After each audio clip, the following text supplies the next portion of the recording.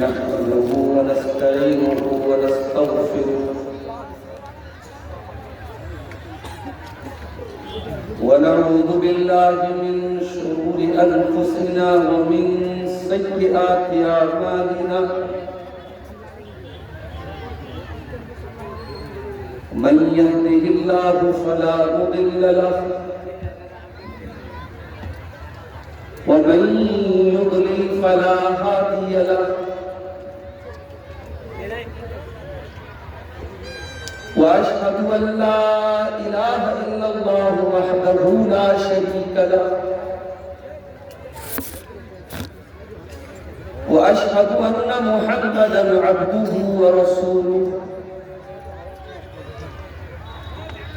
يا أيها الذين آمنوا اتقوا الله حق تقاته ولا تموتن إلا وأنتم مسلمون يا أيها الناس اتقوا ربكم الذي خلقكم من نفس واحدة وخلق منها زوجها وبث منهما رجالا كثيرا ونساء واتقوا الله الذي تساءلون به والأرحام إن الله كان عليكم رقيبا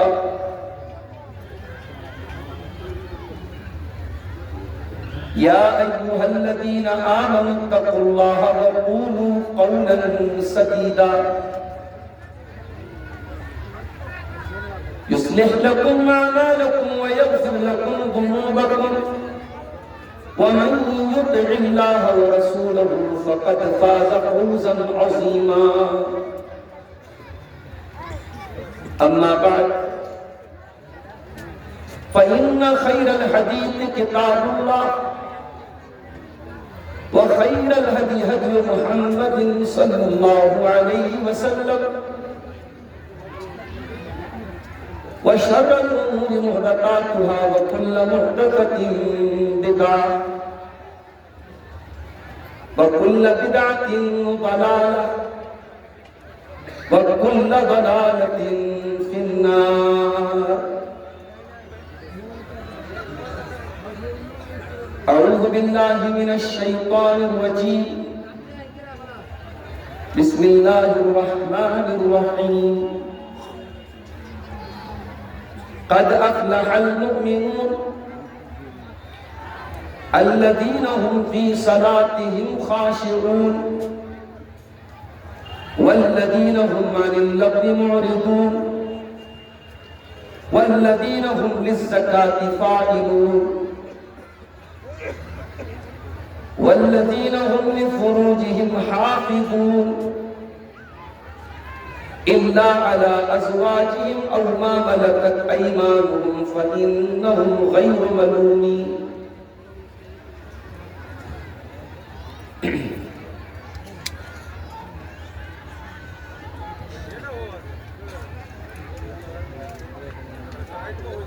کر لوں گا جمع دولت و زر اس کے بعد کیا کر لوں گا جمع دولت و زر اس کے بعد کیا لے لوں گا شاندار سا گھر اس کے بعد کیا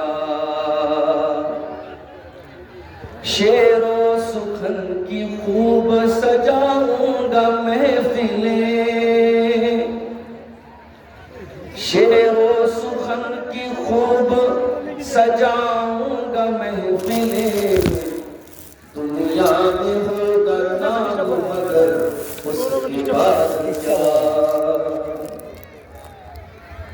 موج آئے گی تو سارے جہاں کی کروں گا سیر موج آئے گی تو سارے جہاں کی کروں گا سیر واپس وہی پرانا نگر اس کے بعد کیا ایک روز موت زیست کا در کھٹکھٹائے گی، ایک روز موت زیست کا گھر کھٹکھٹائے گی، بجھ جائے گا چراغ قمر اس کے بعد کیا، اٹھی تھی خاک خاک سے مل جائے گی وہیں، اٹھی تھی خاک خاک سے مل جائے گی وہیں، پھر اس کے بعد کس کی خبر، اس کے بعد کیا۔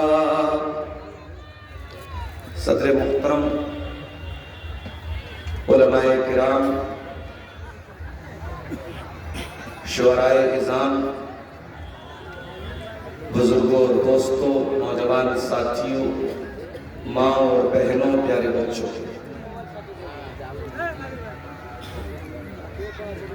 دلار پور منصاہی کے آج کے اس پروگرام میں آپ حضرات کے بیچ میں تقریباً 11:30 بجے اسٹیج پر بلایا گیا ہے۔ عام طور سے سیمانچل کے جلسوں میں 12 بجنے کے بعد نمبر آتا ہے، لیکن میرا اپنا ذاتی طور پہ اگر آپ میری پسند پوچھیں، اگر مجھے اختیار دیا جائے کہ کون سا ٹائم اس طریقے کے جلسے اور پروگرام میں سب سے بہترین ٹائم ہے، تو میں یہ سمجھتا ہوں کہ 11-11:30 بجے کا ٹائم سب سے بہترین ٹائم ہے۔ یہ وہ ٹائم ہے جس وقت آپ کی آنکھوں میں ابھی نیند کا خمار نہیں ہے، آپ میری باتوں کو بہت غور سے سن سکتے ہیں، سمجھ سکتے ہیں، اور اگر میں کوئی پیغام دینا چاہوں تو وہ پیغام یہاں سے آپ لے کر کے جا سکتے ہیں۔ دعا ہے اللہ رب العالمین سے، بڑی خوبصورت یہ محفل آپ نے سجائی ہے۔ سیمانچل اور آس پاس کے علماء کے علاوہ اتر پردیش کی دھرتی سے آپ نے ایک مقرر کو اور 2 شعراء کو بھی بلایا ہے۔ اللہ آپ کی اس حاضری کو، اس مجلس کو شرف قبولیت بخشے اور ہم سب کو کہنے سننے سے زیادہ عمل کی توفیق عطا فرمائے۔ میرے بھائیوں، آج کے دور میں ہر انسان اگر کسی چیز کا طلبگار ہے، کسی چیز کا متلاشی ہے، کسی چیز کی دھن ہے انسان کو، تو وہ ہے کامیابی۔ دنیا میں کوئی بھی ایسا نہیں ہے جو ناکام ہونا چاہتا ہے۔ آپ جس فیلڈ میں بھی ہیں، ٹیچر ہیں، مقرر ہیں، شاعر ہیں، مزدور ہیں، کاروباری ہیں، کسی بھی فیلڈ میں آپ اپنی فیلڈ میں، اپنے میدان میں کامیاب ہونا چاہتے ہیں، سفل ہونا چاہتے ہیں، سکسیسفل ہونا چاہتے ہیں۔ سوال یہ ہے کہ کامیابی کس چیز کا نام ہے؟ کیا اگر ایک انسان کے پاس دولت بہت زیادہ ہے تو وہ کامیاب ہے؟ اگر واقعی میں دولت یہ کامیابی کی ضمانت ہوتی تو قارون سے بڑا کامیاب ہوتا۔ ان قارون کان من قوم موسیٰ فبغى علیہم، یہ قارون حضرت موسیٰ علیہ السلام کی قوم میں سے تھا، بہت پیسے والا تھا۔ وَآتَيْنَاهُ مِنَ الْكُنُوزِ مَا إِنَّ مَفَاتِحَهُ لَتَنُوءُ بِالْعُصْبَةِ أُولِي الْقُوَّةِ، اس کے خزانوں کی چابیاں بڑے بڑے پہلوانوں کی ایک جماعت بڑی مشکل سے اٹھاتی، اتنی دولت تھی قارون، دولت تو تھی لیکن دولت کے ساتھ تکبر تھا، دولت کے ساتھ اہنکار تھا، دولت کے ساتھ غرور تھا، دولت کے ساتھ غریبوں پر اتیاچار تھا، دولت کے ساتھ ایمان نہیں تھا، دولت کے ساتھ لوگوں کے ساتھ ہمدردی نہیں تھی۔ انجام کیا تھا؟ فَخَسَفْنَا بِهِ وَبِدَارِهِ الْأَرْضَ، ہم نے قارون کو زمین میں دھسا دیا، قارون بھی زمین میں دھسا دیا گیا، قارون کا محل بھی زمین میں دھسا دیا گیا۔ وَمَا كَانَ لَهُ مِنْ فِئَةٍ يَنْصُرُونَهُ مِنْ دُونِ اللَّهِ، اور جب اللہ کا عذاب آیا تو دنیا کی کوئی شکتی، کوئی طاقت ایسی نہیں تھی تو قارون کی رکشا کر سکے، تو قارون کی حفاظت کر سکے۔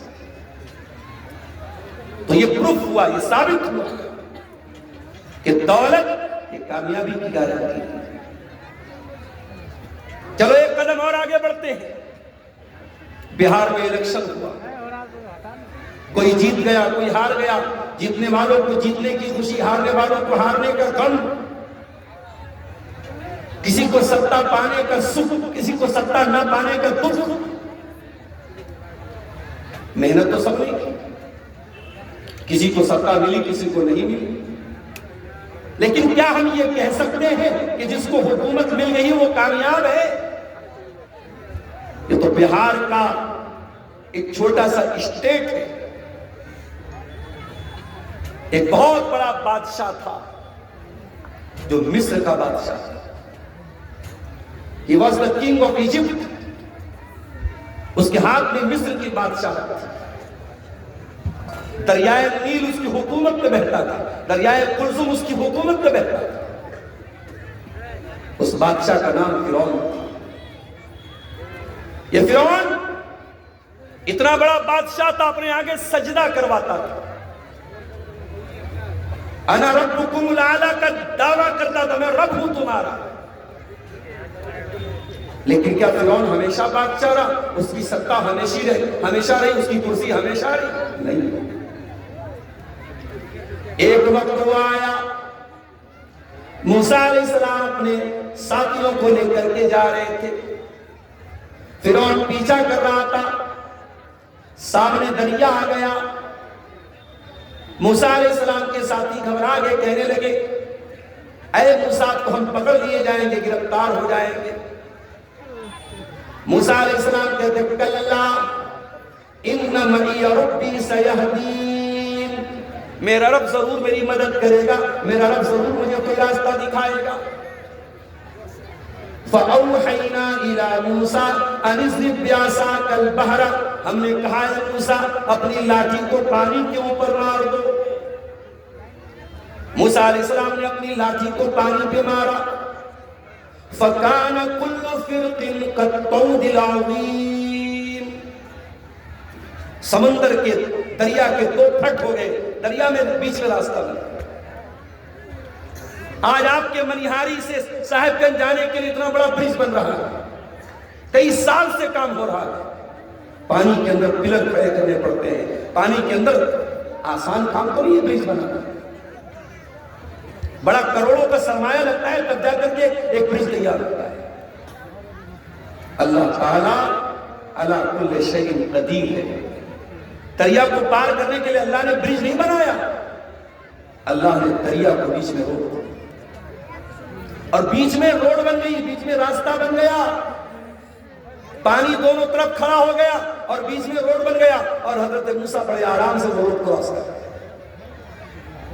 جیسے موسیٰ علیہ السلام روڈ کراس کر جاتے ہیں، ان کے ساتھی کراس کر جاتے ہیں، فرعون اپنے ساتھیوں کو لے کر کے اسی راستے پہ چلا گیا۔ اللہ تعالیٰ نے پانی کے دونوں پھٹوں کو ملا دیا، دونوں طرف کے پانی کے پھپڑوں کو اللہ تعالیٰ نے ملا دیا، اور فرعون اپنے لشکر کے ساتھ ڈوب گیا۔ وہی فرعون جو اللہ کا مذاق اڑاتا تھا، وہی فرعون جو موسیٰ علیہ السلام کا مذاق اڑاتا تھا، وہی فرعون جو کہتا تھا اے حامان ذرا سیڑھی بنا کے لا، میں ذرا دیکھوں کہ اللہ تعالیٰ کیسا ہے، میں اللہ سے بات کروں، وہ اللہ کا مذاق اڑاتا تھا۔ یہ بات یاد رکھو، ہر دور کے فرعون کو ڈوبنا ہے، ہر دور کے فرعون کی ایک سمے سیما ہے، جس کے بہت نعرے لگ رہے ہیں، جس کے بہت جیکارے لگ رہے ہیں، ایک دن آئے گا اس کو کتا نہیں پوچھے۔ ہر دور کا فرعون یہ بات یاد رکھے، ہر دور کے فرعون کے لیے اللہ نے کسی موسیٰ کو تیار کیا۔ فرعون ڈوب گیا، ساری حکومت ختم، سارا شاسن ختم، سارا پروٹوکول ختم۔ کم ترکوا من جنات وعیون وزروع ومقام کریم ونعمت کانوا فیہا فاکہین۔ فرعون چلا گیا، محل چھوڑ کے چلا گیا، باغات چھوڑ کے چلا گیا، اپنے بہت بڑے بڑے کھجوروں کے پیڑ چھوڑ کے چلا گیا، بڑی بڑی کھیتیاں چھوڑ کے چلا گیا۔ کذالک وأورثناها قوما آخرین۔ محل آج بھی ہے، کھیتی آج بھی ہے، کھجوروں کے باغات آج بھی ہے، مگر ان کا مالک فرعون نہیں ہے، کوئی اور ہے، ہم نے کسی اور کو وارث بنا دیا۔ فما بغت علیہم السماء والارض وما كانوا منظرین۔ فرعون مر گیا اور فرعون کے اوپر کوئی رونے والا نہیں تھا، کوئی آنسو بہانے والا نہیں۔ اسی لیے کہا جاتا ہے ارے مرو تو ایسی موت مرو کہ چار لوگ آنسو بہایا۔ موت اس کی ہوئی جس کا کرے زمانہ افسوس، یوں تو دنیا میں سبھی آئے ہیں۔ فرعون مر گیا، ختم ہو گیا، مگر فرعون پر کوئی آنسو بہانے والا نہیں ہے میرے پیارے ساتھی۔ پتہ یہ چلا کہ حکومت کی کامیابی کی گارنٹی نہیں ہے، ورنہ فرعون کامیاب ہوتا۔ فرعون اتنی بڑی حکومت کے باوجود کامیاب نہیں ہے۔ کیا بڑے باپ کی اولاد ہونا، کیا کسی بہت بڑے انسان کا بیٹا ہونا، اس کی بیٹی ہونا، کیا یہ کامیابی کی گارنٹی ہے؟ نہیں۔ 950 سال تک اللہ کے دین کو پھیلانے والا پیغمبر، اللہ کے دین کی تبلیغ کرنے والا نبی حضرت نوح علیہ السلام، ان کا اپنا بیٹا کنعان ان کی آنکھوں کے سامنے ڈوب گیا۔ حضرت نوح بہت کوشش کرتے رہے اپنے بچے کو بچانے کی، مگر اپنے بیٹے کو بچا نہیں پائے۔ دنیا میں بھی ڈوب گیا اور آخرت میں بھی ڈوب جائے گا۔ حضرت نوح علیہ السلام اللہ تعالیٰ سے کہتے ہیں اے اللہ، تو نے وعدہ کیا تھا تو میرے پریوار کو بچائے گا، تو میری فیملی کو بچائے گا۔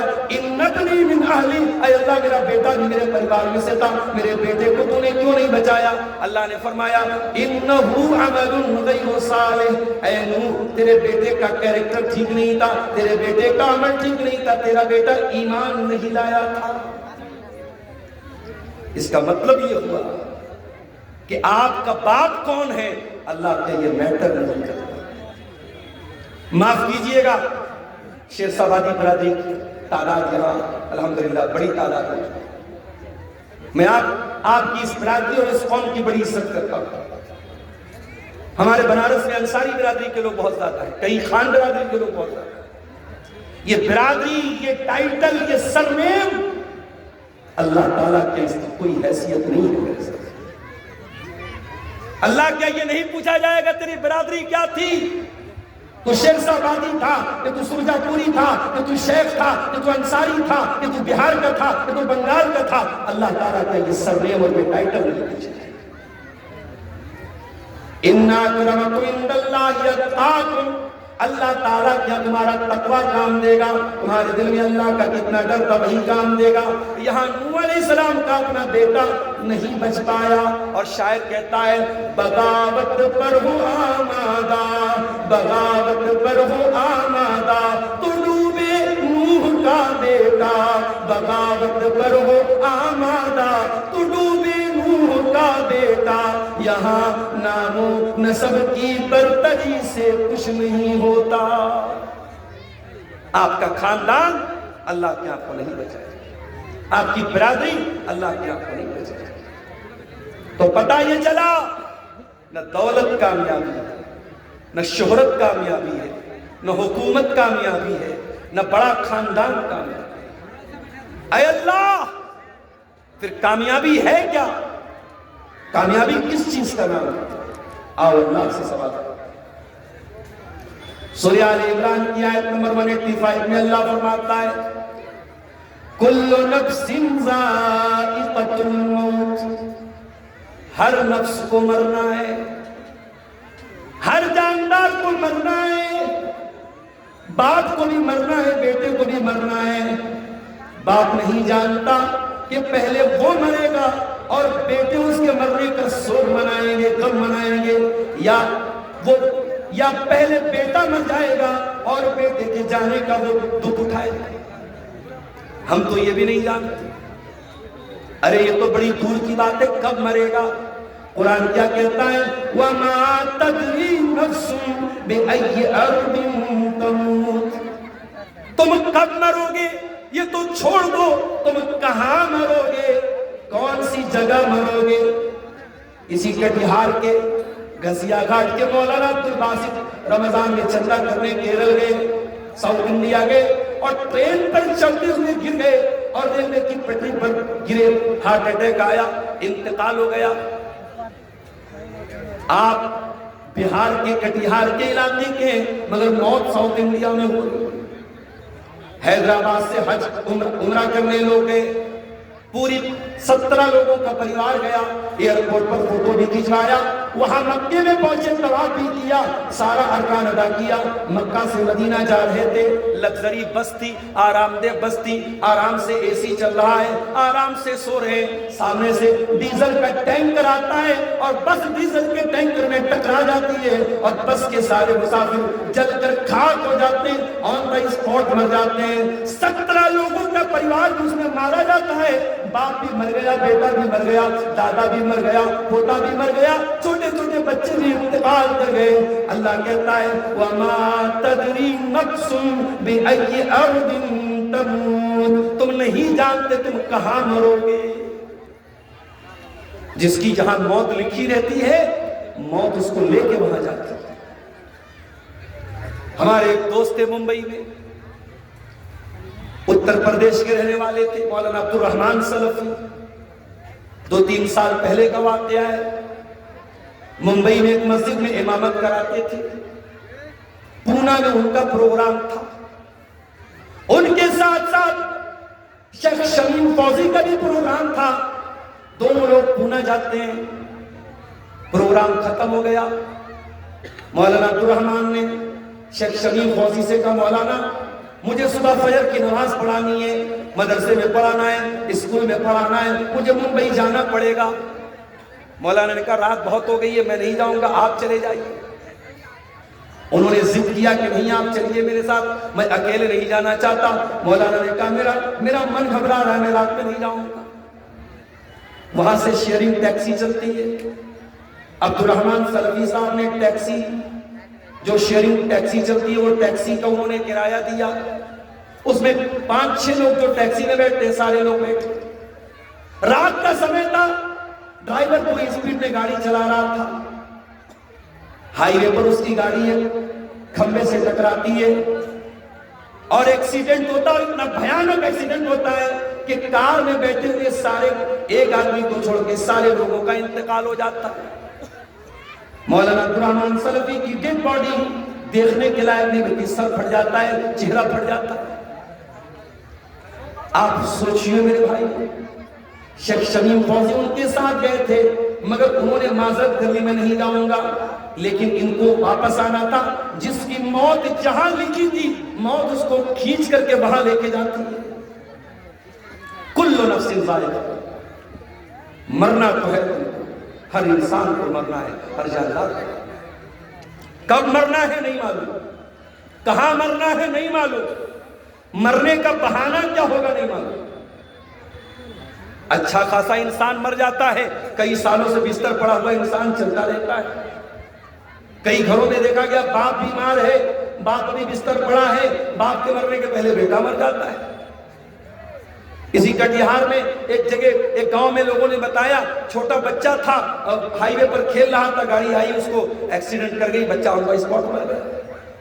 تو موت کو اس سے کوئی مطلب نہیں ہے. آپ کے ماں باپ آپ کے جانے کے بعد کتنا روئیں گے، آپ کی بیوی کا کیا ہوگا، آپ کے بچوں کا کیا ہوگا، آپ کے بزنس کا کیا ہوگا، آپ کی نوکری کس کو ملے گی، آپ کی کمی کس کو کھلے گی. موت کو اس سے کوئی مطلب نہیں. کل نفس ذائقۃ الموت، ہر نفس کو موت کا مزہ چکھنا ہے. لیکن اے میرے بندو، کہیں تمہارے دماغ میں یہ غلط فہمی نہ جنم لے لے کہ مرنے کے بعد تو کام ختم ہو جائے گا.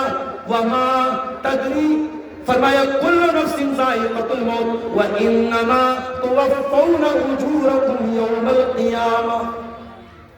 تم جو بھی عمل کر کے جاؤ گے، اچھا عمل کرو گے یا برا عمل کرو گے، اس کا پورا پورا بدلہ تم کو قیامت کے دن چکانا پڑے گا۔ نیک عمل کرو گے فَمَن يَعْمَلْ مِثْقَالَ ذَرَّةٍ خَيْرًا يَرَهُ، قیامت کے دن اس کو بھی اپنے سامنے دیکھ لو گے۔ وَمَن يَعْمَلْ مِثْقَالَ ذَرَّةٍ شَرًّا يَرَهُ، ذرہ برابر تم نے پاپ کیا ہوگا، گناہ کیا ہوگا، چاہے بند کمرے میں کیا ہو، چاہے ماں باپ کے سامنے کیا ہو، چاہے ماں باپ کی غیر موجودگی میں کیا ہو، چاہے اپنے استاذ کے سامنے کیا ہو، چاہے اپنے استاذ کی غیر موجودگی میں کیا ہو، چاہے لائٹ آن کر کے کیا ہو، چاہے لائٹ آف کر کے کیا ہو، جو بھی تم نے گناہ کیا ہے تمہارے سامنے آئے گا اور قیامت کے دن پورا پورا بتا دے گا۔ فَمَنْ زُحْزِحَ عَنِ النَّارِ، اب ذرا غور سے سننا دلال پور والوں، کامیابی کیا ہے اللہ بیان کر رہا ہے۔ فَمَنْ زُحْزِحَ عَنِ النَّارِ وَأُدْخِلَ الْجَنَّةَ فَقَدْ فَازَ، جو جہنم کی آگ سے بچ جائے گا، ہائے ہائے، جو جہنم کی آگ سے بچ جائے گا اور جو جنت میں چلا جائے گا وہی کامیاب ہونے والا ہے۔ فمن زحزح عن النار، جس کو جہنم کی آگ سے بچا لیا جائے گا، وہ ادخل الجنت، اور جس کو جنت میں داخل کر دیا جائے گا، فقد فاز، وہی کامیاب ہونے والا ہے۔ اللہ کی قسم میرے بھائیوں، یہ جلسے جو ہو رہے ہیں اور ان جلسوں میں مدرسے میں پڑھنے والے چھوٹے چھوٹے بچوں کی تعلیم کے لیے آپ سے پیسے لیے جا رہے ہیں، یہ کسی کامیابی کے لیے آپ کو تیار کیا جا رہا ہے، کوئی اور مقصد نہیں ہے۔ آپ جہنم کی آگ سے بچ جائیں اور جنت میں داخل ہو جائیں، یہی مقصد ہے ان مدرسوں کا، یہی مقصد ہے ان جلسوں کا، یہی مقصد ہے ان تقریروں کا۔ فمن زحزح عن النار، آپ غریب ہیں، آپ کے پاس ڈھنگ کا کپڑا نہیں، ڈھنگ کا مکان نہیں، لیکن اللہ تعالیٰ کل قیامت کے دن اگر آپ کو جہنم کی آگ سے بچا لے اور جنت میں داخل کر دے، فقد فاز، تو آپ کامیاب ہیں۔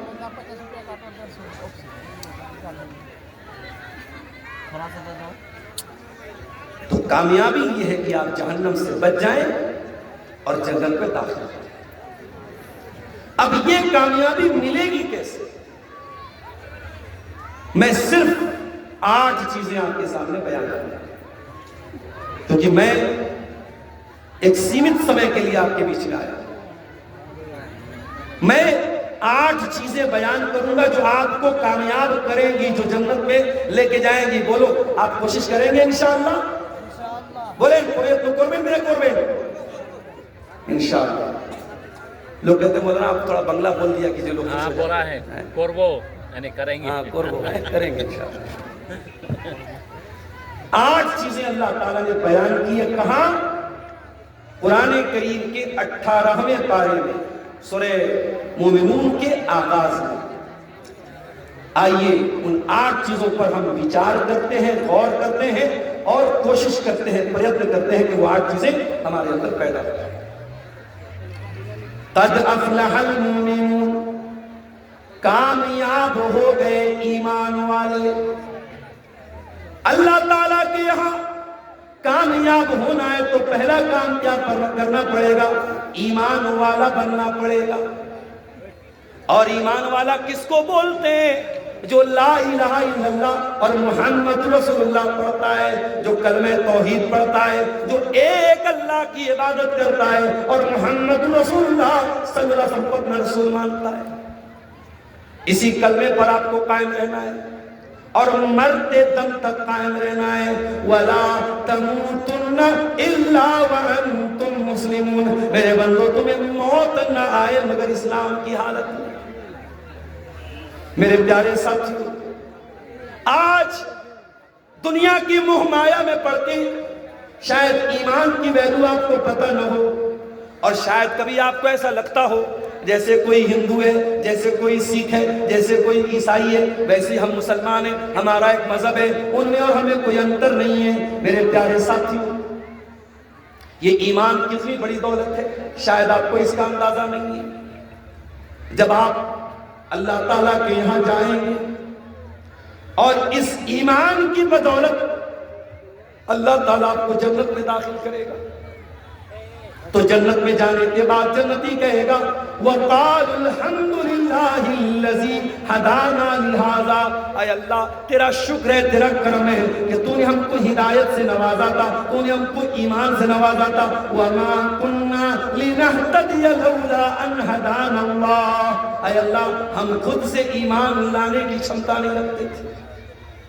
ارے ہم کو ایمان لانے کے لیے کوئی محنت نہیں کرے. ہمارا باپ مسلمان، ہمارا دادا مسلمان، ہمارے خاندان مسلمان، ہم مسلمان کے گھر میں پیدا ہوئے. آپ کو بیٹھے بٹھائے یہ نعمت مل گئی. اسی لیے دعا کیا کرو تو اپنے ماں باپ کے لیے بھی دعا کیا کرو کہ ان کے ذریعے تمہیں اسلام ملا ہے. ماں باپ مسلمان تھے، ان کے گھر میں تم پیدا ہوئے تو مسلمان تھے. تمہیں اسلام لانے کے لیے کوئی سنگرش نہیں کرنا پڑا، کوئی اسٹرگل نہیں کرنا پڑا، کوئی محنت نہیں کرنا. یہ ایمان کتنی بڑی دولت ہے میرے ساتھ. قرآن کہتا ہے ان الذین کفروا وماتوا وهم کفار فلن يقبل من احدهم ملء الارض ذهبا. جو لوگ ایمان کے بغیر دنیا سے چلے جائیں گے، جو کفر کی حالت میں، جو شرک کی حالت میں دنیا سے چلے جائیں گے، کل قیامت کے دن وہ زمین بھر کے سونا بھی اگر لے کے آ جائیں، فلن يقبل من احدهم، ان کا سونا اللہ تعالیٰ قبول نہیں کرے گا. ابھی آج میں اس دیش کے بہت بڑے ارب پتی کا ایک ویڈیو دیکھ رہا تھا. اس دیش کا ایک بہت بڑا ارب پتی ہے، اس کے گھر میں کوئی سنت آئے، کوئی مہاتما آئے، وہ اور اس کی بیوی اس سنت کی عبادت کر رہے تھے، اس کے آگے سجدہ کر رہے تھے. کروڑوں کی دولت ہے، اربوں کی دولت ہے، مگر توحید نہیں ہے، ایمان نہیں ہے. میں سمجھتا ہوں اس ارب پتی سے بہتر آپ کے دلال پور کا وہ غریب مسلمان ہے جس کے پاس رہنے کو ایک جھوپڑی ہے، کھانے کو سادہ کھانا ہے، پہننے کو ڈھنگ کا کپڑا نہیں ہے، مگر اس کے پاس ایمان ہے. قرآن کیا کہتا ہے؟ تم زمین بھر کے سونا بھی لے کے آ جاؤ، تم اس ایمان اگر تمہارے پاس نہیں ہے تو تم جہنم کی آگ سے اپنے آپ کو نہیں بچا سکتے ہو. اس لیے میرے بھائیو ایمان کی رکشا کرو، ایمان کی حفاظت کرو، شرک مت کرو. آج معاف کرنا، آپ کے اہل حدیثوں میں بھی اور شیر صاحب باتیوں میں بھی بہت ساری شرکیہ چیزیں آ رہی ہیں.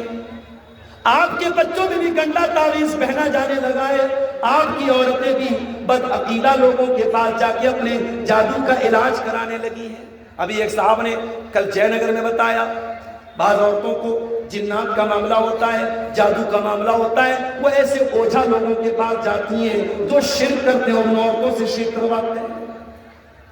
کہیں سانپ کا زہر اتارنے کے لیے کہیں شرکیہ منتر پڑھا جاتا ہے تاکہ سانپ کا زہر اتر جائے. وَإِن قُتِلْتَ أَوْ حُرِّقْتَ، اللہ کے پیارے نبی حضرت معاذ نے جبل سے کہتے ہیں اے معاذ تو اللہ کے ساتھ کبھی شرک مت کرنا، تجھے قتل کر دیا جائے، تجھے جلا دیا جائے، قتل تو ہو جانا، جل کر راکھ ہو جانا، مگر اللہ کے ساتھ کبھی تو شرک مت کرنا. توحید کی امانت سینوں میں ہے ہمارے، آسان نہیں مٹانا نام و نشان. جب تک توحید ہے آپ کے پاس کوئی مائی کا لالا کپڑا باپ نہیں کر سکتا. اس لیے مرتے دم تک اپنے ایمان کی حفاظت کرو. میرے ساتھ اپنی بہنوں سے کہنا چاہوں گا، بڑا افسوس ہوتا ہے. کٹیہار کے ایک بھائی بتانے لگے ایک مسلمان لڑکی کالج میں پڑھتی تھی، اس کے کئی بوائے فرینڈ تھے، اس نے مسلمان لڑکوں سے بھی دوستی کی تھی اور غیر مسلم لڑکوں سے بھی دوستی کی تھی. غیر مسلم لڑکوں سے اس کی دوستی تھی، تعلقات تھے، اور وہ مسلمان لڑکی اپنے اسی ایک غیر مسلم عاشق کے ساتھ فرار ہو جاتی ہے اور مرتد ہو جاتی ہے، ایمان کا راستہ چھوڑ دیتی ہے، اسلام کو تیاگ دیتی ہے، چھوڑ دیتی ہے. اس سے بڑھ کے افسوس کیا ہو سکتا ہے؟ اور یہ صرف کٹیہار کی کہانی نہیں ہے، یہ کہانی اتر پردیش کے لکھنؤ کی بھی ہے، یہ اتر پردیش کے بریلی کی بھی ہے، یہ اتر پردیش کے بنارس کی بھی ہے، یہ کلکتہ کی بھی ہے، یہ حیدرآباد کی بھی ہے، یہ ممبئی، دیش کے مختلف کونوں سے یہ خبریں ہمارے پاس آ رہی ہیں. مسلمان لڑکیاں باقاعدہ اس سازش کا شکار ہیں. باقاعدہ ایک جال بنایا جا رہا ہے، موبائل کی دکانوں پر مسلمان لڑکیوں کا نمبر لیا جا رہا ہے، فیس بک پر اور سوشل میڈیا پر پورا ایک گروپ موجود ہے جو مسلمان لڑکیوں کو ٹارگٹ کر رہا ہے، جو ان کے باکس میں آ کے ان سے چکنی چپڑی باتیں کرتا ہے، پہلے ان سے اسلام کے بارے میں جاننے کی بات کرتا ہے، پھر دھیرے دھیرے اپنے جال میں پھنسا کے ان لڑکیوں کی عزت کے ساتھ کھیلتا ہے، ان کے ایمان کا سودا کرتا ہے، ان کے ایمان سے ان کو نکالتا ہے۔ میری پیاری بہنوں، اللہ کی قسم اس سے مہنگا کوئی سودا نہ ہو سکتا۔ دنیا کے پیار اور محبت کے نام پہ اگر کوئی تمہیں اسلام سے نکال دے، اس سے مہنگا کوئی سودا نہیں ہے۔ میری پیاری ماں اور بہنوں، اپنے ایمان کو اتنا حقیر نہ بنانا، اتنا معمولی مت بنانا۔ ارے تم تو سمیہ کی اولاد ہو۔ کون سمیہ؟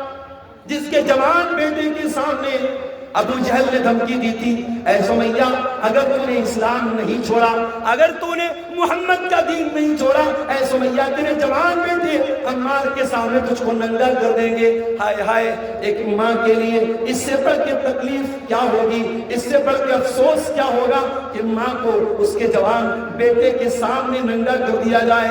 مگر اے سمیہ تیرے ایمان کا کیا کہنا، تیرے استقامت کا کیا کہنا، تیرے جذبے کا کیا کہنا؟ سمیہ نے ننگا ہو جانا گوارا کر لیا، دردناک طریقے سے شہید ہو جانا گوارا کر لیا، مگر سمیہ نے اپنے ایمان کا سودا نہ کیا، اپنے دین کا سودا نہ کیا۔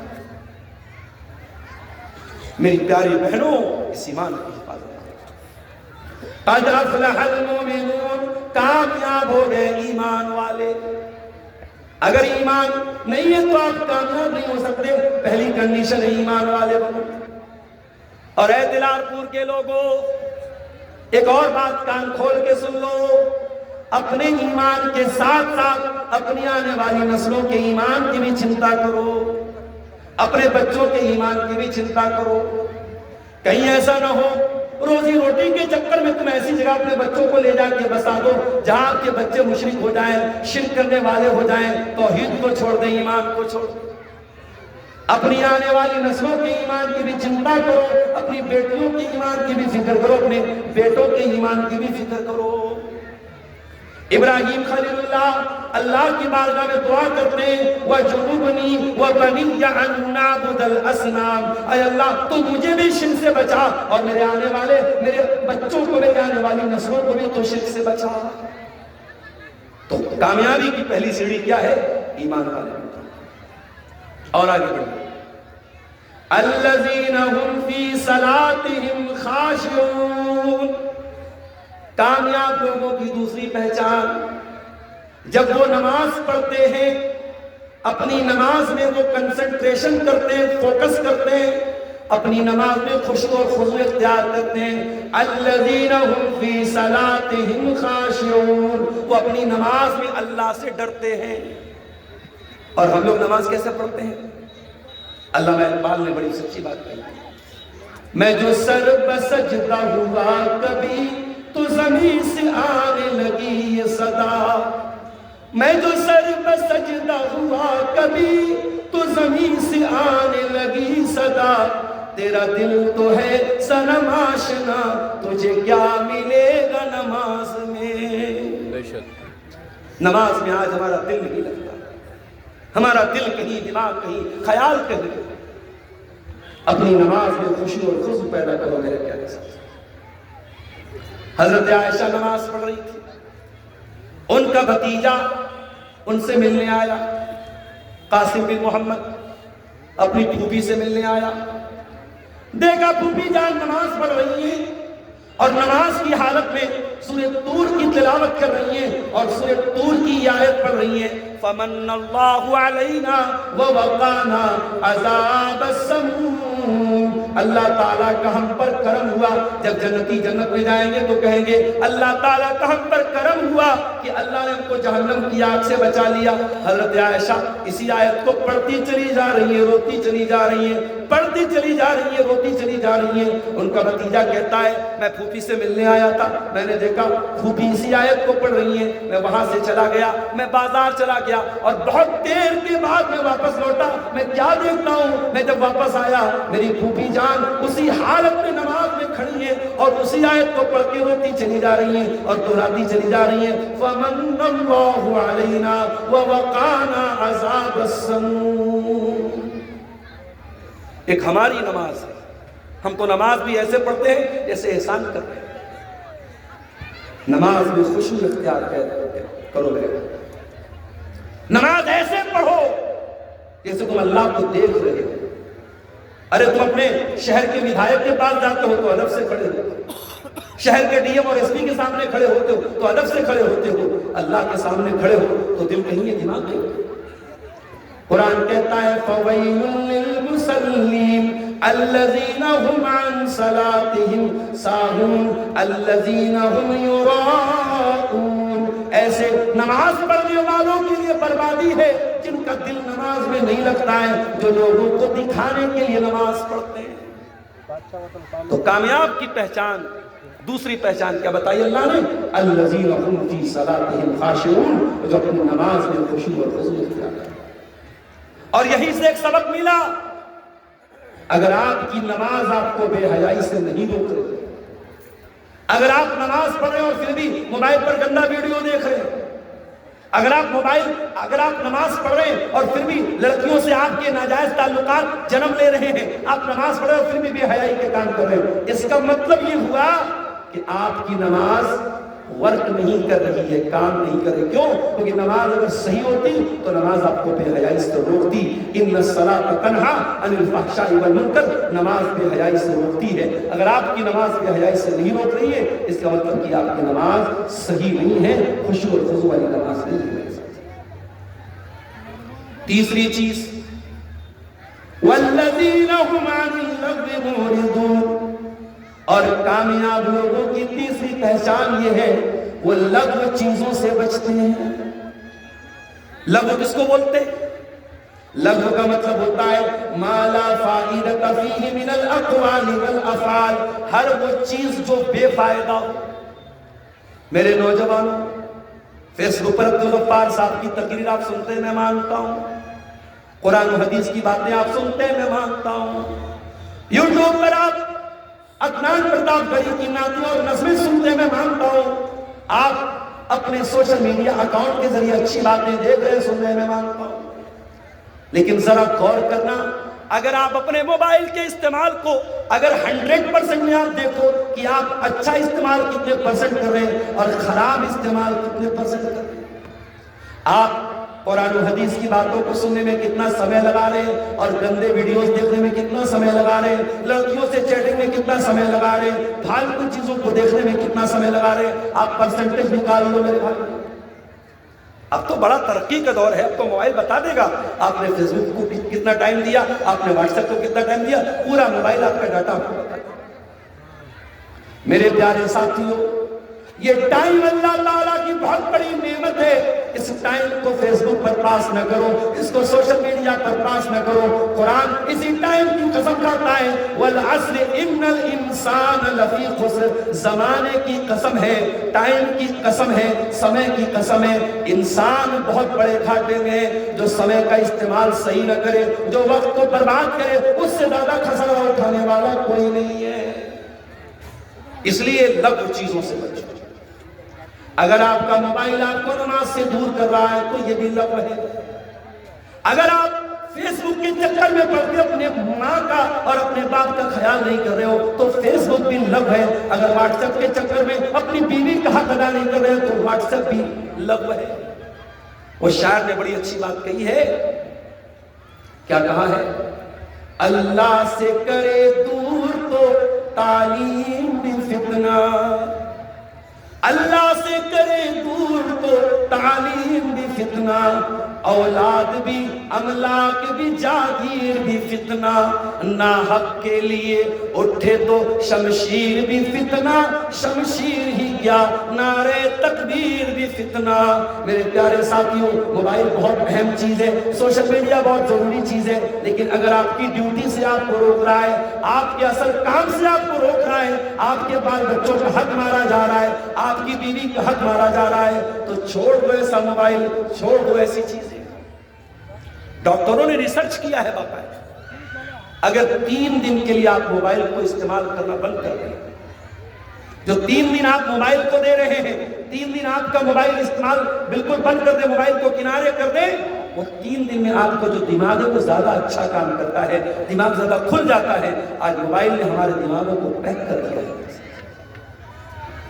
تو تو کامیاب ہونا ہے تو لغو چیزوں کو چھوڑ. اب لغو میں ساری چیزیں آ گئی. لوگ بولتے ہیں مولوی صاحب لوڈو کھیلنا کیسا ہے, کیرم کھیلنا کیسا ہے, فلاں گیم کھیلنا کیسا ہے. میں کہتا ہوں جس گیم سے آپ کے دماغ کو کوئی فائدہ نہ ہو, آپ کی باڈی کو کوئی فائدہ نہ ہو, کوئی فزیکل ایکٹیویٹی نہ ہو, کوئی مینٹل ایکٹیویٹی نہ ہو, ہر ایسا گیم لغو ہے اور لغو چیزوں کے چکر میں. اب انڈیا کا میچ چل رہا ہے, بیٹھ کے انسان دیکھ رہا ہے, 3 گھنٹہ تک میچ دیکھا, 3 گھنٹہ تک پورا میچ دیکھا, اس کے بعد آ کے تبصرہ کر وراٹ کوہلی بہت اچھا کھیلا, فلاں بالر نے بہت اچھی بالنگ کی, فلاں نے بہت اچھی بیٹنگ کی. اس کے بعد پھر موبائل کھول کے ہائی لائٹ دیکھ رہے. ارے اللہ کے بندے اتنا سمے تو کہاں سے نکال رہا ہے؟ والذین هم عن لغو معرضون. کامیاب ہونا ہے تو ہمیں بے فائدہ چیزوں سے, لغو چیزوں سے اپنے دامن کو بچانا ہے. اور آگے بڑھیے, چوتھی چیز والذین هم للزکاة فاعلون. اور کامیاب ہیں وہ لوگ جو اپنے مال کی صحیح زکات نکالتے ہیں. کل جے نگر کے پروگرام میں نے زکات پہ تقریر کی تھی.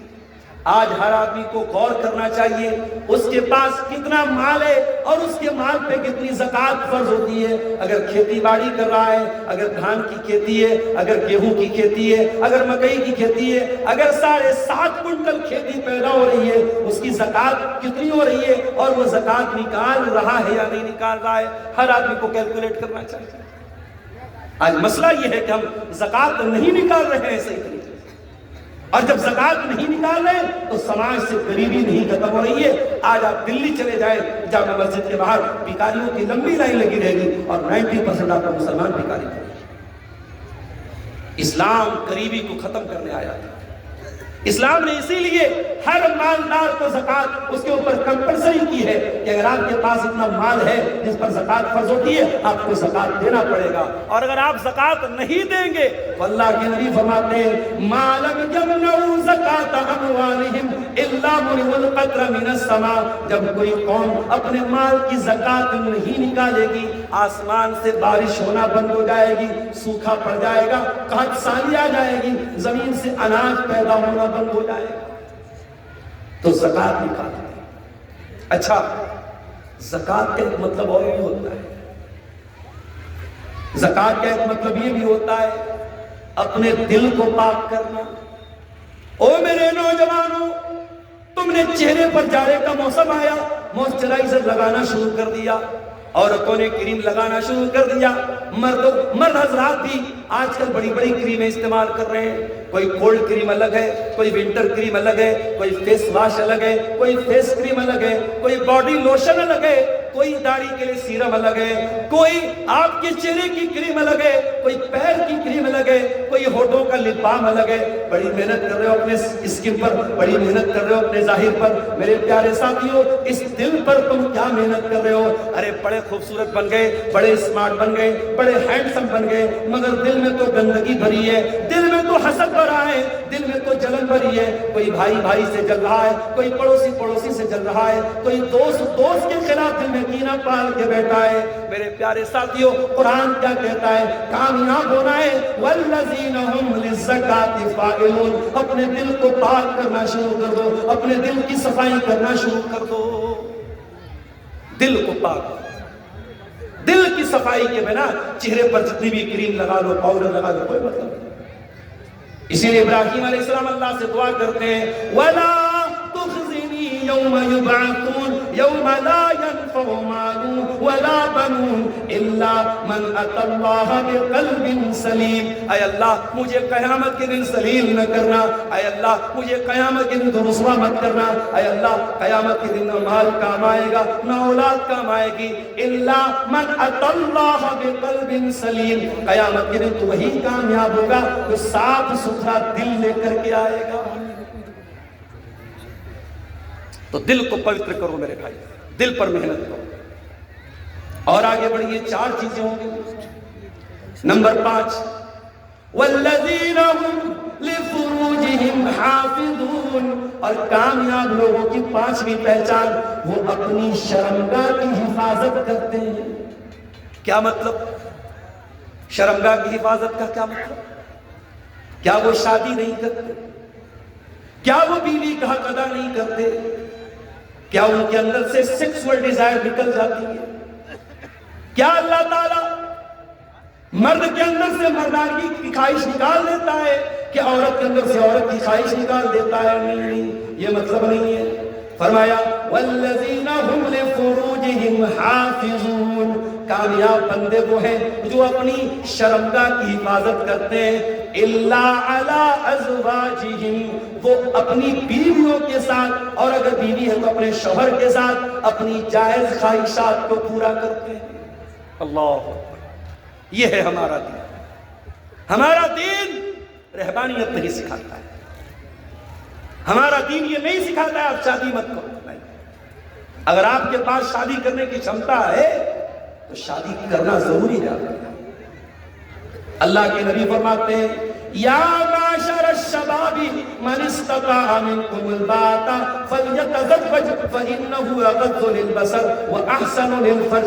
اے نوجوانوں، اگر تم شادی کرنے کی क्षमता رکھتے ہو، اگر بیوی کا حق ادا کر سکتے ہو، اگر شاریرک روپ سے، جسمانی اعتبار سے شادی کے قابل ہو اور اپنی بیوی کا خرچہ اٹھا سکتے ہو تو نکاح کر لو، شادی کر لو۔ فانه اغض للبصر واحسن للفرج، جب تم شادی کر لو گے تو تمہاری شرمگاہ کی حفاظت ہوگی اور تمہاری آنکھیں جھک جائیں گی۔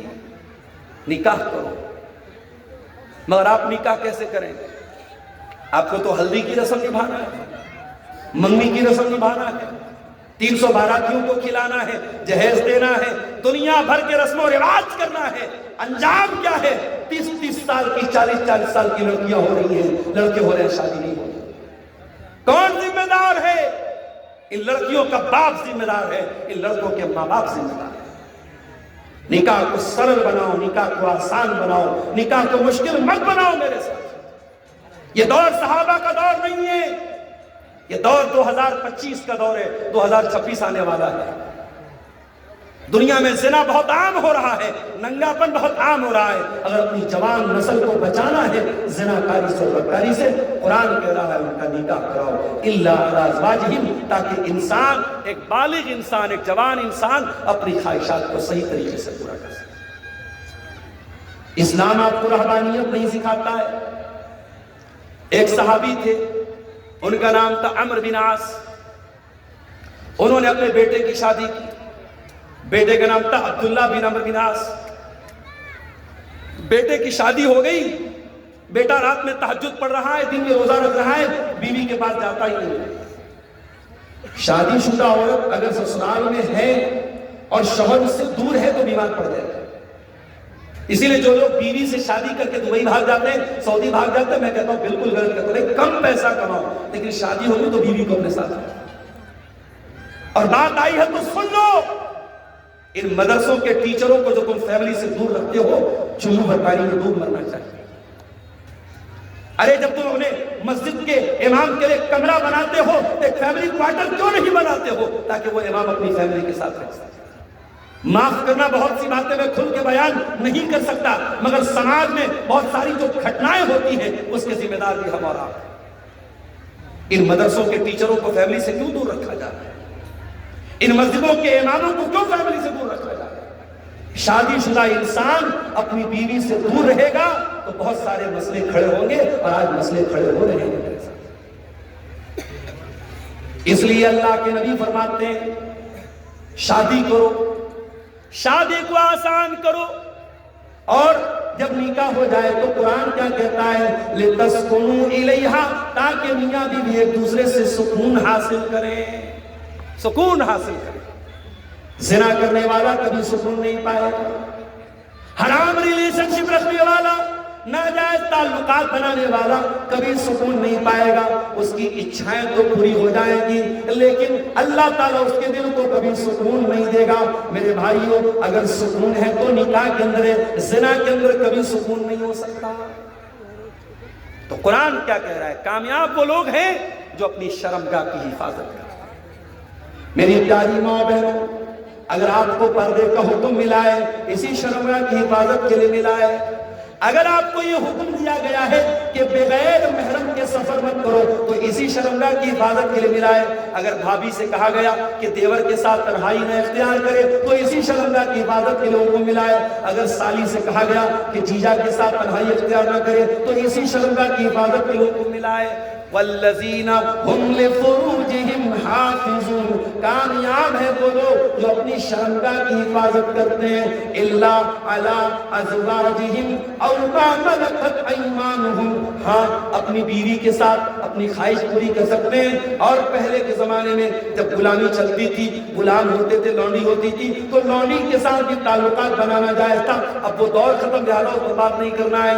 فمن ابتغى وراء ذلك فاولئک هم العادون، جو حرام طریقے سے اپنی یہ خواہش پوری کرے گا اللہ تعالیٰ کا وہ باغی مانا جائے.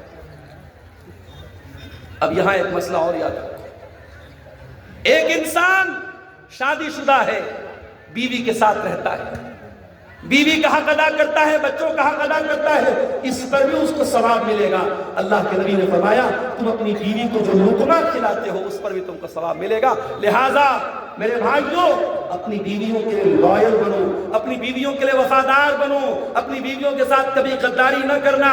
کوئی عورت اپنے شوہر کے ساتھ بے وفائی نہ کرے، کوئی مرد اپنی بیوی کے ساتھ بے وفائی نہ کرے. اپنے جوڑے کے لیے، اپنے شوہر کے لیے، اپنی بیوی کے لیے لائل بنو، وفادار بنو، اور کہیں اور منہ مارنے کی کوشش مت کرو. قرآن کے تعلق کوئی اور ناجائز طریقہ اپنائے گا وہ اللہ تعالیٰ کے ہاں مجرم مانا جائے گا، پاک مانا جائے گا.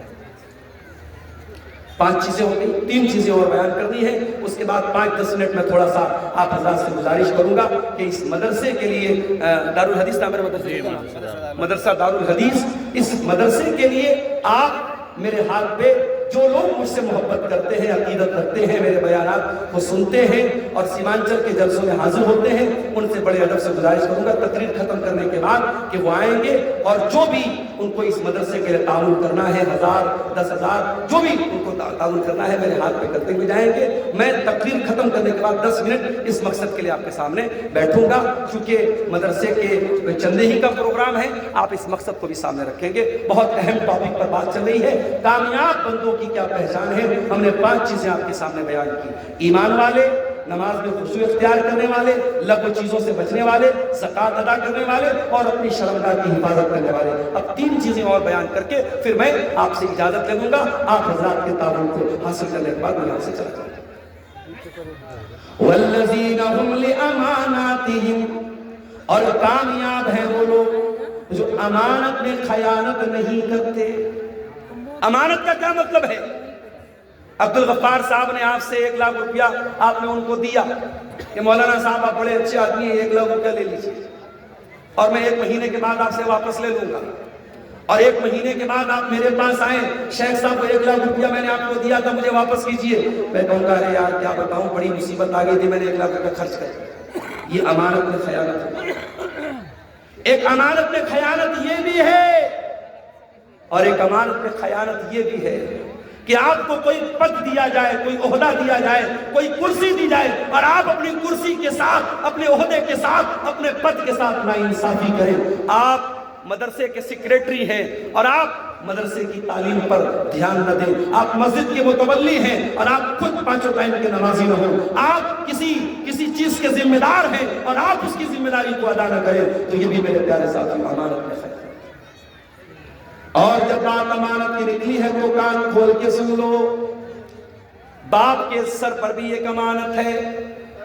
اگر آپ باپ ہیں، آپ کے بچے اور بچیاں ہیں تو آپ کو اپنے بچوں کے بارے میں بھی حساب دینا پڑے گا. اللہ کے نبی فرماتے ہیں کلکم راع وکلکم مسئول عن رعیتہ، تم میں سے ہر آدمی ذمہ دار ہے اور اس کی ذمہ داری کے بارے میں سوال ہوگا. اے میری پیاری ماں اور بہنوں، اگر اللہ نے آپ کو ماں بنایا ہے، ماں بننا بہت سوبھاگیہ کی بات ہے، بہت شرف کی بات ہے، بہت خوش قسمتی کی بات ہے. لیکن اگر اللہ نے آپ کو ماں بنایا ہے تو یہ بچیاں جو آپ کے گھر میں رہتی ہیں، یہ بچیاں بھی آپ کے سر پہ امانت ہیں اور اللہ پوچھے گا تو نے اپنی بچیوں کی تربیت کیسے کی تھی. جلسے میں آ رہی ہیں آپ کی جوان بیٹی بھی آپ کے ساتھ آ رہی ہے. آپ نے اپنی بیٹی کو ایک بار بھی نہیں بولا اے میری بیٹی تو جوان ہو چکی ہے، تو جلسے میں جا رہی ہے، تجھے پردہ ادا کرنا چاہیے، تجھے اپنا چہرہ ڈھانپ کے چلنا چاہیے۔ آپ نے اپنی بیٹی کو پردہ نہیں کرایا، آپ نے اپنی بیٹی کو میک اپ کرا کے سجا کر کے سوار کے سب کے سامنے اوپن کر کے آپ اگر جلسے میں لے کے آ رہی ہیں، شادی میں لے کے جا رہی ہیں، کہیں پروگرام میں لے کے جا رہی ہیں، تو کان کھول کے سن لو میری پیاری ماں بہنوں، آپ بھی امانت میں خیانت کر رہی ہیں۔ باپ بھی امانت، باپ کے سر پہ بھی امانت ہے، ماں کے سر پہ بھی امانت ہے۔ اگر کامیاب بننا ہے تو امانت کو ادا کرنا پڑے گا میرے ساتھ۔ والذین هم لاماناتهم، کامیاب لوگ اپنی امانت کو ادا کرتے ہیں۔ وعہدہم راعون، اور کامیاب لوگوں کی ساتویں پہچان یہ ہے کہ وہ وعدے کے پکے ہوتے ہیں، جو وعدہ کر دیتے ہیں، جو کمٹمنٹ کر دیتے ہیں، اپنے کمٹمنٹ کو پورا کر دیتے ہیں، جان چلی جائے مگر ان کی زبان نہ جائے، اپنی زبان کے پکے ہوتے ہیں۔ زبان کے پکے بنو، وعدہ خلافی مت کرو میرے ساتھ۔ نبی اکرم صحابہ کے ساتھ اسلام کی پہلی لڑائی لڑنے جا رہے ہیں، دشمن کی تعداد 1000 ہے، صحابہ کی تعداد 313 ہے، ایک آدمی کو 3 کا مقابلہ کرنا ہے، ایک کے مقابلے میں 3 لوگ ہیں، 313 کا مقابلہ 1000 سے۔ اللہ کے نبی بڑی ٹینشن میں، بڑی چنتا میں، اللہ سے دعا کرتے ہیں، اللہم ان تہلک ھذہ العصابۃ لن تعبد فی الارض، اے اللہ اگر یہ مٹھی پر مسلمان ہلاک ہو گئے، یہ 313 اگر ہلاک ہو گئے، اے اللہ پھر روئے زمین پر تیرا نام لینے والا کوئی نہیں ہوگا، تیرا کلمہ پڑھنے والا کوئی نہیں ہوگا۔ نبی دعا کر رہے ہیں، نبی اللہ سے مدد مانگ رہے ہیں، اتنے میں 2 صحابی آتے ہیں، اے اللہ کے نبی ہم آپ کا ساتھ دینے آ رہے تھے، دشمن نے ہمیں اریسٹ کر لیا، دشمن نے گرفتار کر لیا اور ہم سے یہ وعدہ کروایا کہ ہم آپ کا ساتھ نہیں دیں گے، ہم لڑائی میں شامل نہیں ہوں گے، تب جا کر کے انہوں نے ہم کو رہا کیا ہے۔ اے اللہ کے نبی ہم نے وعدہ تو کر لیا اپنی جان بچانے کے لیے، مگر ہمیں معلوم ہے کہ آپ کو ہماری مدد کی ضرورت ہے، اے اللہ کے نبی ہم کو بھی فوج میں جانے دیجئے، ہم کو بھی لڑائی کے میدان میں جانے دیجئے۔ نبی نے فرمایا نہیں نہیں، ہم وعدہ خلافی کرنے والے لوگ نہیں ہیں، انصرفا، اے میرے دونوں صحابی تم واپس چلے جاؤ، ہم وعدہ نہیں توڑ سکتے۔ اللہ، جنگ کے میدان میں بھی نبی نے وعدہ نہیں توڑا ہے۔ لہذا جو یہ کہتا ہے کہ جنگ کے میدان میں سب جائز ہے، everything is fair in love and war، پیار اور جنگ میں سب جائز ہے، وہ دنیا کا کوئی بہت بڑا بے وقوف انسان تھا۔ اسلام میں نہ پیار میں سب جائز ہے نہ جنگ میں سب جائز ہے۔ جنگ کے میدان میں بھی آپ کو اس بات کی اجازت نہیں ہے کہ آپ وعدہ خلاف کریں۔ والذین هم لاماناتهم وعہدہم راعون، کامیاب ہے وہ لوگ جو امانت کو ادا کرتے ہیں اور اپنے وعدے کو نبھاتے ہیں۔ 7 چیزیں ہوگی، آخری چیز والذین هم علی صلواتہم یحافظون، اور کامیاب ہیں وہ لوگ جو نماز کی حفاظت کرتے ہیں۔ اے اللہ ہم تو نماز پڑھتے ہیں، حفاظت کا کیا مطلب ہے؟ حفاظت کا مطلب یہ ہے آپ کے پاس 1.25 لاکھ روپے کا موبائل فون سیمسنگ الٹرا ہے، آپ کے پاس 80,000 کا آئی فون ہے، آپ اس کو جیب میں رکھیں، بار بار جیب پہ ہاتھ ڈالتے ہیں، کہیں میرا موبائل گر تو نہیں گیا، ٹرین میں بیٹھے ہوئے ہیں بار بار دیکھتے ہیں میرا آئی فون کہیں غائب تو نہیں ہو گیا، میرا سیمسنگ الٹرا کہیں غائب تو نہیں ہو گیا۔ 1.25 لاکھ اور 1.5 لاکھ کے موبائل کی اتنی چنتا کرتے ہیں میرے پیارے بھائیوں، آپ کے 1.25 لاکھ اور 1.5 لاکھ کے موبائل سے زیادہ قیمتی نماز ہے۔ آپ کو نماز کی حفاظت کرنا ہے۔ فجر کی اذان ہو رہی ہے، 4:30 بجے، 4:45 بجے مؤذن اذان دے رہا ہے، الصلاۃ خیر من النوم۔ آپ منصاحی کے جلسے میں، دلال پور کے جلسے میں گئے، رات کو 2 بجے تک آپ جاگے ہیں، لیکن 4:45 بجے اگر فجر کی اذان ہو رہی ہے اور مؤذن کہہ رہا ہے نماز نیند سے بہتر ہے، تو آپ کو اپنا بستر چھوڑ کے مسجد میں جانا ہے۔ آپ دکان پہ بیٹھے، کسٹمر پر کسٹمر آ رہا ہے، ظہر کی اذان ہو رہی ہے، مؤذن کہتا ہے حی علی الصلاۃ حی علی الفلاح، آ جاؤ کامیابی کی طرف، آ جاؤ نماز کی طرف۔ آپ کو اپنی دکان بند کر کے مسجد کی طرف جانا ہے۔ والذین هم علی صلواتہم یحافظون، کامیاب اگر بننا ہے تو نماز کی حفاظت کرنی پڑے گی۔ نماز کبھی معاف نہیں ہوگی میرے ساتھ۔ میں بنارس میں تھا، وہاں پر بھی 5 ٹائم کی نماز فرض تھی۔ میں 600 کلومیٹر کا سفر کر کے کٹیہار منصاحی کے علاقے میں آیا ہوں، اپنے شہر سے دور ہوں، اپنے اسٹیٹ سے دور ہوں، لیکن کیا میرے اوپر نماز معاف ہے؟ نہیں نہیں، ان الصلاۃ کانت علی المؤمنین کتابا موقوتا، نماز تو مجھے اپنے ٹائم پر پڑھنا ہے۔ ہاں سفر کی حالت میں 4 رکعت والی نماز کو 2 کر کے پڑھنا ہے، مغرب کے ساتھ میں عشاء کی نماز پڑھ سکتا ہوں، ظہر کے ساتھ میں عصر کی پڑھ سکتا ہوں، یہ سہولت تو دی گئی، مگر نماز میرے لیے معاف نہیں ہے۔ میرے پیارے ساتھیوں، نماز کی پابندی کرو، نماز کی حفاظت کرو۔ آج افسوس کی بات ہے، اتنے جلسے ہو رہے ہیں سیمانچل، کٹیہار کا مسافر خانہ، ابھی پرسوں کسی نے بتایا مسافر خانے میں وقتہ لوگ اور مقرری لوگ بھرے پڑے ہیں، کہیں منساہی میں جلسہ ہے، کہیں پرانپور میں جلسہ ہے، کہیں منیہاری میں پروگرام ہے، کہیں ادھر کٹیہار سائڈ میں پروگرام ہے۔ پروگراموں کی کمی نہیں ہے میرے ساتھ، کمی کس چیز کی ہے؟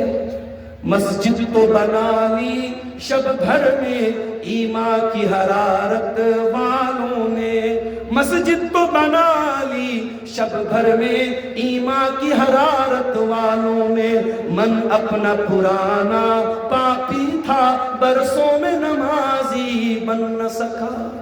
نمازیوں کی کمی ہے میرے ساتھ۔ قرآن کہتا ہے نمازی مت بنو، کیا بنو؟ والذین هم علی صلواتہم یحافظون، نماز کی حفاظت کرنے والے بن جاؤ۔ نماز کی اتنی چنتا تمہیں ہو جائے کہ ایک ٹائم کی نماز بھی اگر چھوٹ جائے تو ایسا دل کو محسوس ہو کہ کچھ چھوٹ گیا، کچھ مس ہو گیا۔ یہ 8 چیزیں ہو گئی۔ اب یہ 8 چیزیں اگر آپ اپنے اندر پیدا کر لیں تو قرآن کی گارنٹی سن لو، یہ کسی مولانا کی گارنٹی نہیں ہے، یہ کسی وقتہ اور مقرر کی گارنٹی نہیں، یہ قرآن کریم کی گارنٹی ہے۔ اولئک هم الوارثون الذین یرثون الفردوس، یہ 8 چیزیں اگر آپ نے اپنے اندر پیدا کر لی تو آپ جنت الفردوس کے وارث بن جائیں گے۔ ہم فیہا خالدون، اور جنت میں ہمیشہ آپ رہیں گے۔ جنت میں بھی بہت سارے کلاس ہیں، اور جنت میں جو سب سے ہائر کلاس ہے، جو سب سے اعلیٰ درجہ ہے، وہ جنت الفردوس ہے، اور یہ درجہ اس کو ملے گا جو 8 چیزیں پیدا کرے گا، وہی کامیاب ہونے والا ہے۔ میرے پیارے ساتھیوں، قرآن کریم کی سورہ مومنون کی آیت نمبر 1 سے لے کر کے 11 تک گھر جانا، قرآن کھولنا اور پھر پڑھنا اور غور کرنا کہ ان 8 چیزوں میں کتنی چیزیں ہمارے اندر ہیں۔ ہم ایمان والے ہیں کہ نہیں ہیں؟ ہم نماز میں خشوع اور خضوع والے ہیں کہ نہیں ہیں؟ ہم لغو اور بیکار چیزوں سے بچنے والے ہیں کہ نہیں ہیں؟ ہم زکوٰۃ اپنے مال کی ادا کر رہے ہیں کہ نہیں کر رہے؟ ہم اپنی شرمگاہ کی حفاظت کر رہے ہیں کہ نہیں کر رہے؟ ہم امانت کے پکے ہیں کہ نہیں ہیں؟ ہم وعدے کے پکے ہیں کہ نہیں ہیں؟ اور ہم اپنی نمازوں کی حفاظت کرنے والے ہیں یا نہیں؟